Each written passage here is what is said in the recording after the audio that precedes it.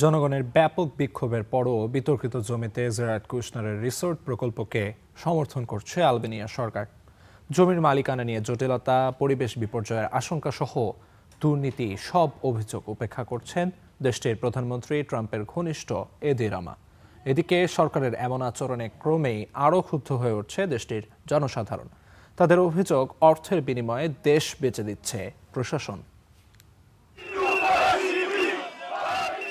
Jared কুশনারের resort প্রকল্প ইস্যুতে উত্তপ্ত আলবেনিয়া। ক্রমেই নিয়ন্ত্রণের বাইরে চলে যাচ্ছে পরিস্থিতি। রাজধানী তিরানার রাজপথে বিক্ষোভে নেমেছে লাখো মানুষ। দেশের পতাকা, ফ্লেমিঙ্গো পাখির মুখোশ আর কুশনারের অভিজাত রিসোর্ট প্রকল্পের বিরুদ্ধে নানা রকম প্ল্যাকার্ড হাতে রাজপথে অবস্থান নিয়েছে জনতা।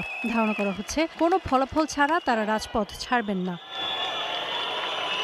বিক্ষোভকারীদের অভিযোগ, টাকার লোভে দেশ বিক্রি করে দিচ্ছেন যুক্তরাষ্ট্র ও ইসরায়েলের প্রিয় মানুষ প্রধানমন্ত্রী এদি রামা। আমাদের দেশ বিদেশি বিনিয়োগকারীদের কাছে বিক্রি করা হচ্ছে। এসব আমরা চাই না। আমরা চাই ভালো রাজনীতি, ভালো হাসপাতাল, ভালো স্কুল আর সন্তানদের জন্য একটি সুন্দর ভবিষ্যৎ।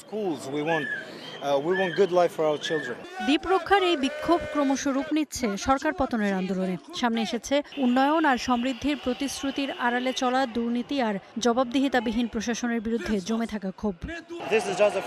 আমরা দুর্নীতির বিরুদ্ধে কথা বলছি। তরুণ প্রজন্ম রাজনীতির এই ধারা বদলাতে চায়। শুধু বর্তমান সরকার নয়, পুরো রাজনৈতিক সংস্কৃতির বিরুদ্ধেই এই অবস্থান। এটাই পরিবর্তনের সুযোগ। যে প্রকল্প ঘিরে এই বিক্ষোভ, সেই জমির মালিকানা নিয়েও আছে আইনি জটিলতা। জমিটির মালিকানা সংক্রান্ত মামলা এখনও আদালতের নিষ্পত্তির অপেক্ষায়। এছাড়াও তৈরি হয়েছে পরিবেশ বিপর্যয়ের প্রশ্ন।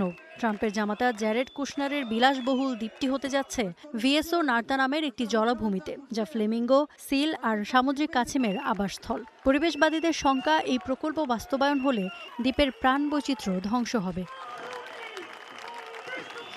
তবে আলবেনিয়ার এদি রামার নেতৃত্বাধীন সরকার এখনও জনতার দাবির বিষয়ে কোনো কর্ণপাত করছে না। সরকার বলছে প্রকল্পটি বৈধ এবং এতে সংরক্ষিত প্রাণীকুলের আবাসস্থলের কোনো ক্ষতি হবে না। ইফফাতিরা, স্টার নিউজ।